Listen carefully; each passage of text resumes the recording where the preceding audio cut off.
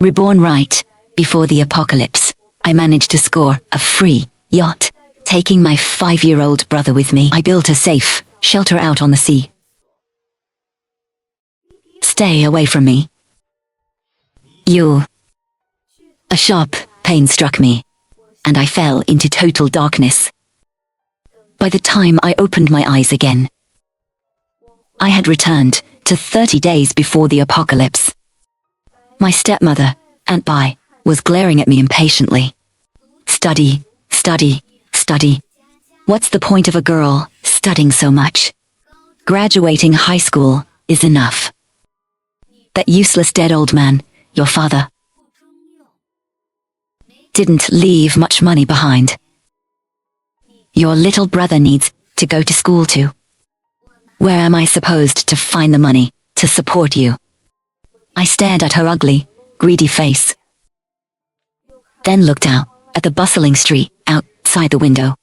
I finally confirmed that I had been reborn. On the exact day I received my college acceptance letter. The woman standing before me is my stepmother, Aunt Bai. 5 years ago, my biological mother died, giving birth to my brother. To take care of us, my father married Aunt Bai. Aunt Bai brought her own daughter, Marceline, into our home. At first, she pretended to be a good wife and a loving mother. But after my father died, in a work accident last year, she revealed her true colors. She would constantly beat and curse at my brother and me. She even took the entire 500,000 yuan given to our family and stuffed it into her own pockets. If I wasn't mistaken, she was about to mention her wealthy boss friend next. Even if you graduate from college, you might not make that much money. You're better off getting married early while you're still young and pretty. I have a friend who's a big boss. He is extremely rich. Why don't you meet him and see how it goes? I just found it laughable. This so-called wealthy bachelor. I knew he was old enough to be my grandfather. In my previous life, I fought back desperately, only to end up dying a miserable death. The end of the world was coming soon. As a soon-to-be college student with empty pockets, how was I supposed to help my brother survive? First, I needed to get my hands on some money. I thought for a moment and said, Aunt Bai, is he really that wealthy? He has several estates, and even yachts and private islands. That truly would be the perfect place for doomsday survival. If premier coup d'use, this rich old man to get a boat. That would be perfect. Aunt Bai, you're right. I will do whatever you arrange for me. Oh, hui, I'm glad you finally understand. All right then.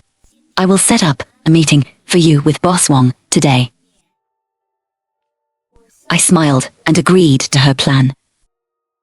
30 days would be more than enough. I would personally drag her and Li Nyanian into the abyss, one by one. Sister, how did you do on your exam? It was my little brother. The little boy I had raised with my own two hands. He was still alive. Sister, what's wrong? Did someone bully you? I'll beat them up for you. Holding his warm little body, my face was covered in tears. In my past life, survive. Aunt Bai pushed my 5-year-old brother straight into a horde of zombies. After my brother died, I fought them with my life. But the mother and daughter teamed up, tied me up, and sent me to that old man's bed. This time, I absolutely won't let them get away with it. At noon, Aunt Bai informed me that the wealthy boss Wong had seen my photos and wanted to meet. The meeting place was a private club. I looked at Boss Wong, sitting across from me. He was in his early 50s. His eyes scanned my body up and down. How old are you? 18. 18. Not bad. Don't worry, I won't mistreat you. Whatever you want, just tell me directly.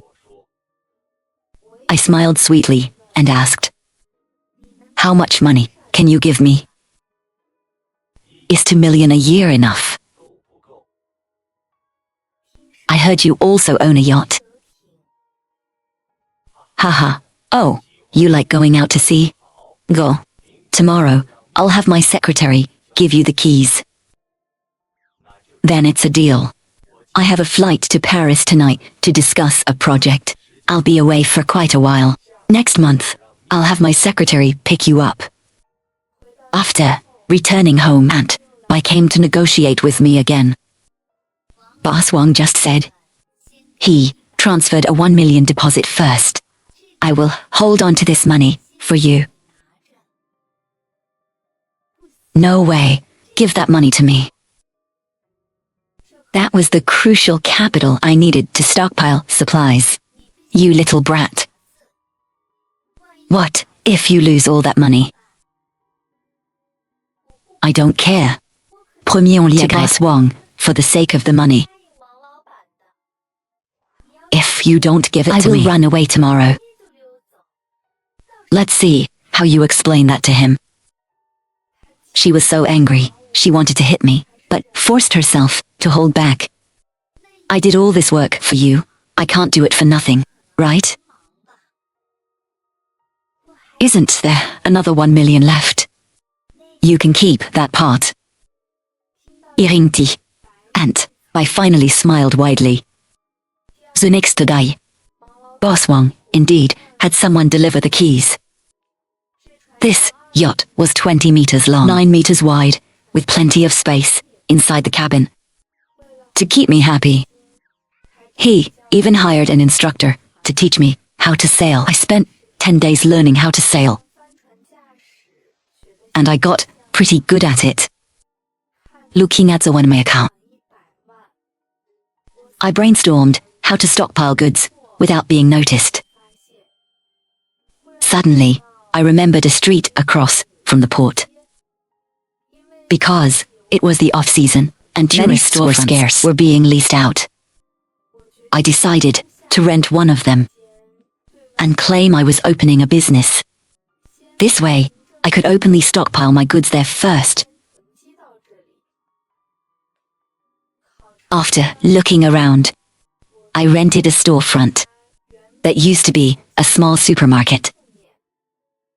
The rent and transfer fee cost me 200,000 in total.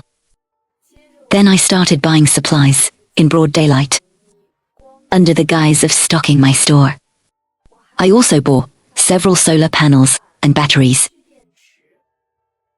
to supply daily electricity for the boat. Then I went to pharmacies to buy lots of essential medicines. Next, I went to a fishing gear shop at the market to buy deep-sea fishing rods and bait.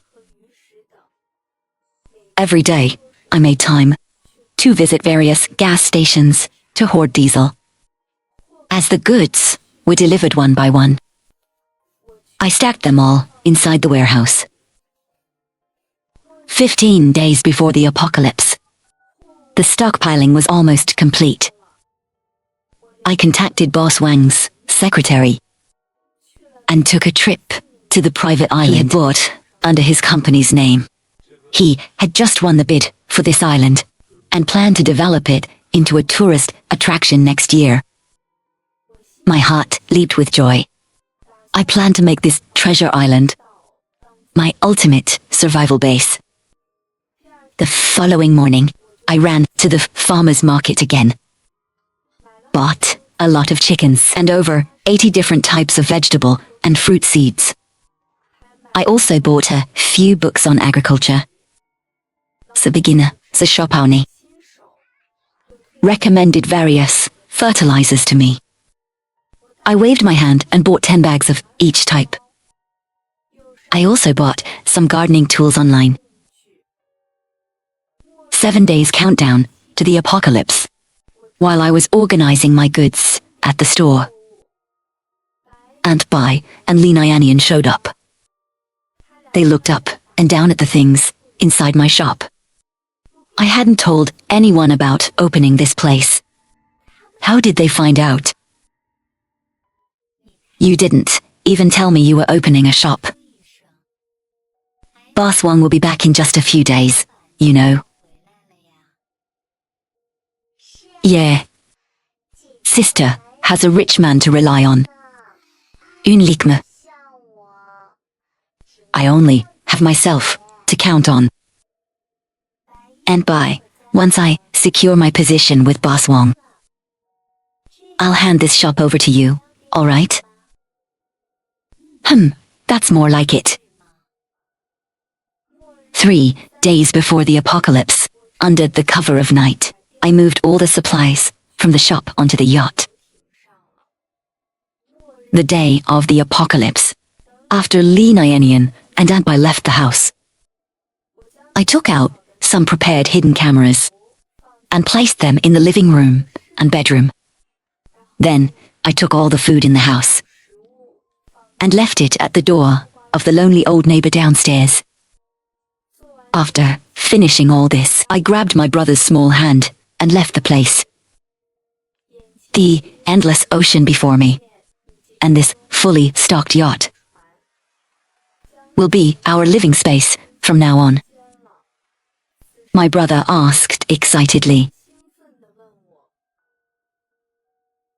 Sister, are you taking me out to catch fish today? Sister is doing something very important right now. Make sure you stick close to me, okay? I nodded, making a serious promise. I hurried to steer the boat away from the port. By 10 a.m., the time the outbreak started in my previous life, zombies had already begun appearing in the city. I opened a video platform. And sure enough, videos of zombies biting people were going viral. I showed the videos to my brother. He was obviously frightened, stammering as he asked me what was going on. I didn't hide anything. Instead, I explained everything truthfully about the horror of zombies and the sinister nature of people. Although he couldn't fully comprehend it, he obediently promised to stick by my side. At that moment came in. You damn brat. Where did you run off to? Get back here and help me move things from the supermarket. It seemed she still had no idea what was happening. I am at the supermarket right now. Aunt Bai cursed at me before hanging up. 10 minutes later, my phone rang again. After declining the call, I walked into the cabin and started a video call with Aunt Bai. Where the hell are you? You damn brat? I have a gift I want to give you. Gift. Don't be impatient. It will be delivered to you right away. Hearing about a gift, Aunt Bai's expression softened. At that exact moment, I had already spotted a figure sprinting frantically in the background of her video. What are you panicking for? What is that? Aunt Bai's face suddenly filled with terror. The call was abruptly disconnected. She was probably too busy running for her life. I checked the security cameras. A few minutes later, I saw the two of them rushing back into the house. They were truly lucky to survive. I'll find something to barricade the door Go see how much food we have left. Mom, come here quickly. Why is there nothing left in the house? How is that possible? I just bought groceries. Why is everything gone? Who stole it? Who would rob a house for no reason? It must have been Hui and that kid. Watching them jump with anger, yet completely helpless, I turned off the monitor and sent a text message. Aunt Bai, did you like the gift I sent you? I took my brother around to familiarize him with the boat's layout. The bedrooms were located at the bottom of the cabin. There were 6 rooms in total, aside from 1 room for me and 1 for him. The other rooms were entirely packed with all kinds of supplies. Are we going to live here from now on? Yes, it's no longer safe on land. We can only survive out on the sea now. Then, when can we go back home? It was a question I couldn't answer. I had died early in my previous life, so I had no idea how long the zombie apocalypse would last, or when rescue would finally arrive. Sensing my dilemma, my little brother stepped forward and held my hand. Sister, don't be afraid. I will always stay with you. I smiled with relief and patted his head. Taking my binoculars, I kept a close eye on the port, hoping to see if anyone else would escape on a yacht. After observing for half the day, there was no one. I handed the binoculars to my brother and went to the kitchen to cook. In the afternoon, my brother went to nap in his room. I stood by the helm, monitoring the sea, while checking online for updates on the outbreak. Just like in my previous life, the zombie outbreak couldn't be contained. I scrolled through other videos. The internet was flooded with various pleas for help. I checked the group chat for our apartment complex. I noticed the security guard had locked the main gates in time, and everyone was hiding in their homes, too scared to make noise. As a result, no zombies had breached the complex yet.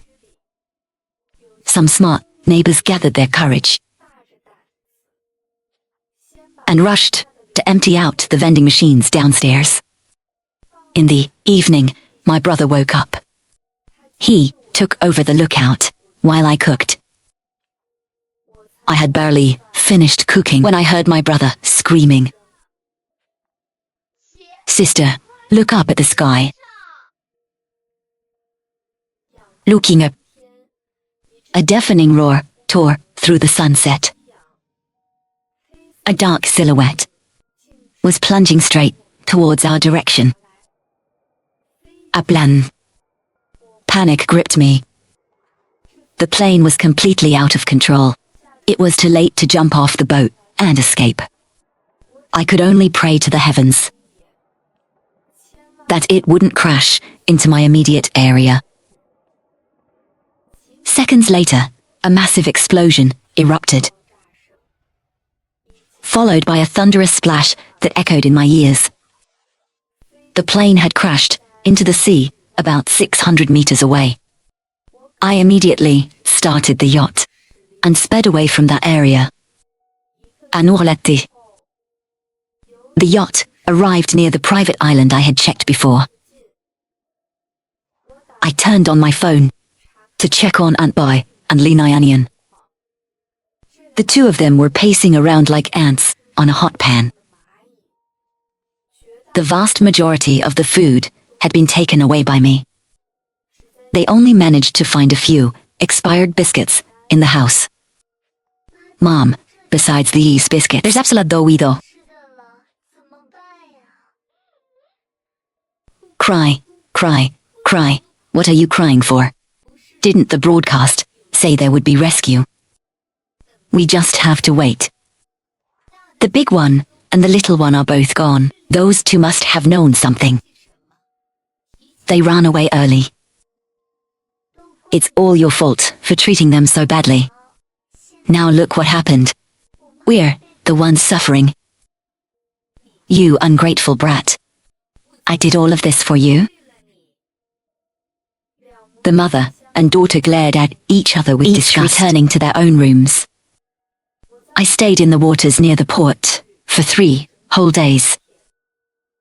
After confirming that no other boats had survived except mine, I decided to take my brother to the island to cultivate land. This place was relatively safe. I planned to stay here for a while. My brother helped me pull weeds, and I planted suitable seeds in the cleared soil. On our way back, we spotted a hen running past. Walking a few steps further, we found a few eggs in the grass. The blazing sun generated 7 or 8 units of electricity daily. The water purifier on the boat also solved our drinking water problem. Every evening, we would go check on our vegetable garden. And of course, collect eggs. On evening, just as my brother and I were preparing to head back, we suddenly saw a gleam of light in the distance. I immediately grabbed my brother and hid behind a bush. I pulled out my binoculars from my backpack. About 2 nautical miles away, there was a medium-sized fishing boat. Figures were moving around on the deck. It had been 3 weeks since the outbreak. This was the first time I saw other survivors. Sister, what kind of people are they? I don't know, but we can't take any risks. Hurry, we need to get back to the boat immediately. Passing by the garden we had just cultivated, my heart ached with reluctance. Fortunately, the island was quite large. The fishing boat was approaching from the other side, and from their position, they couldn't see where our yacht was moored. My brother sat behind me, keeping an eye on the fishing boat. Siste, that fishing boat seems to be heading towards us. My heart instantly raced, and my fingers gripped the throttle tightly, pushing our speed to the limit. When I raised the binoculars to look again, I realized they were just aiming for the island. They hadn't discovered us. I drove the boat at top speed until the silhouette of the island slowly disappeared over the horizon. However, right at that moment, heavy raindrops began to fall from the sky. The rain grew heavier and heavier. Sailing in this weather could easily cause us to hit a reef. I took my brother into the cabin to hide. The entire boat rocked violently. The power also went out due to the unstable storm. Terrified, my brother clung to me and wouldn't let go. I lay down with him in his room to comfort him. Bidipem, the frightened little boy, finally drifted into a deep sleep. After covering him with a blanket, I returned to my room. I picked up my phone again to check the camera feed from my stepmother's house. The intermittent signal finally stabilized. But the scene before me was shocking. Aunt Bai, who had already turned into a zombie, was scratching frantically at the bedroom door. Li Nyanian was standing outside the door, her face covered in tears, muttering "I'm sorry" over and over again. I was a bit confused, but after reviewing the previous footage, I understood. 2 days ago, the two of them went out to search for food. On their way back, they encountered a horde of zombies. To save herself, Lee Nyanian shoved and by toward the zombies. After being pushed, and by yelled at her, "Run, you, run, hurry up, and run." Lee Nyanian instantly regretted it, and dragged and by back. The two of them fled wildly back home. But it turned out, and by had already been scratched by a zombie. I could already guess what Lee Nyanian's fate would be. Putting down my phone, I slowly fell asleep. When my brother and I woke up the next morning, the storm had already stopped. After eating breakfast, knowing that heavy rain is usually followed by strong winds, I planned to take my brother to a nearby small island to take shelter. Unexpectedly, we ran into a small boat on the way. Upon seeing us, their dull eyes instantly lit up with hope. "Over here, over here. Please save us." I didn't plan on responding to them. But seeing the direction they were coming from, I decided to ask, "Where did you drift from?" "We came from that island over there. There are so many zombies over there now. Please, take us with you back to the mainland." Hearing the woman's words, my heart instantly sank, because that was the exact island I was planning to go to. "I can't take you there." "We know." "Don't worry, my husband is very rich. The mainland has also been overrun by zombies. Is useless now. You should leave. Then just let us board your boat to rest, and give us something to eat. For the sake of my child, please have pity on us." I didn't answer her. I prepared to sail away. "Sister, are we really not taking them with us?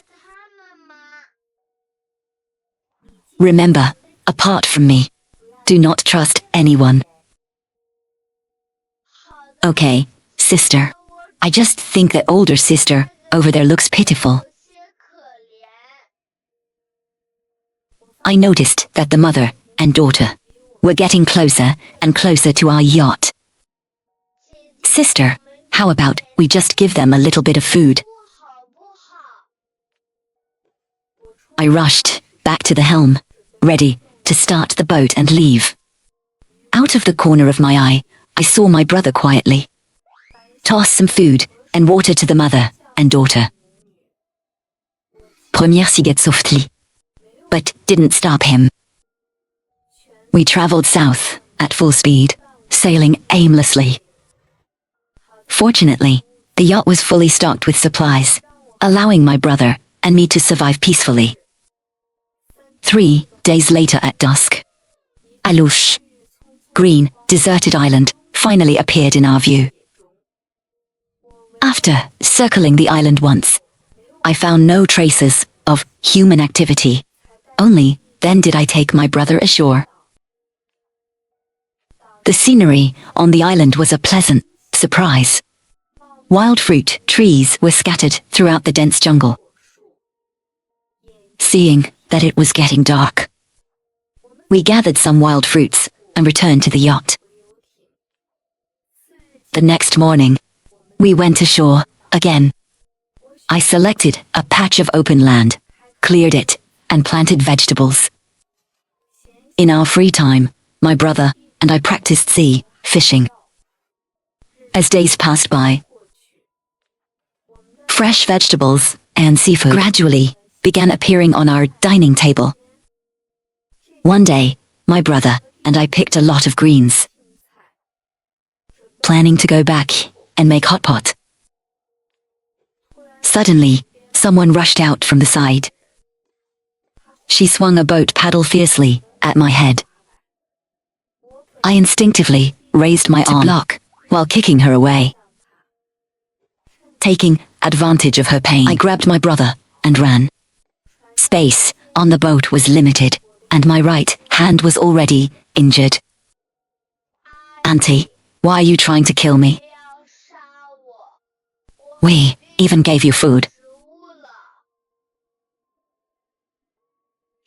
Shut up. Where is the older one? It's all because you refused to take us. That's why my child died. I will avenge her. She screamed while wildly swinging the paddle again. When she was momentarily distracted, I lunged from the other side and pushed her into the water. I hugged my terrified brother tightly. Only then did he finally dare to cry out loud. We hastily retreated into the cabin. My brother carefully helped me apply ointment to my injury. Sister, it's all my fault. I gently stroked his head. Keeping a kind heart is important. But we are now living in a cannibalistic apocalypse. Blind kindness might end up getting us killed, understand? And because of your brave cooperation just now, we were able to defeat the bad person. I don't know how much time had passed, but one day, the radio, which had been silent for so long, suddenly crackled and broadcasted intermittent words about base reconstruction. It's safe outside now. Sister, should we? My brother's eyes lit up with hope. I dug out the very last bit of stored diesel. Packed up all the supplies we had on the island, bit by bit. Started the yacht, and carrying my brother, sailed toward the long-lost, civilized world.